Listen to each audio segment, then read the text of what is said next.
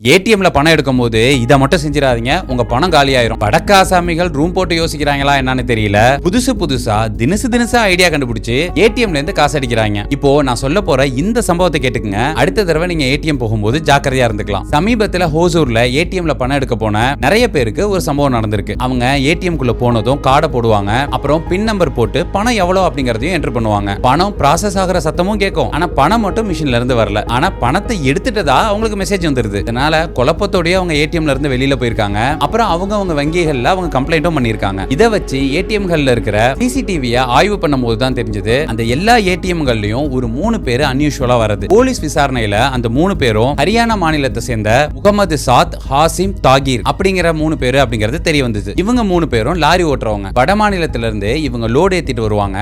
சரக்கு அந்தந்த இடங்கள்ல இறக்குன உடனே இவங்க சும்மா தானே இருப்பாங்க.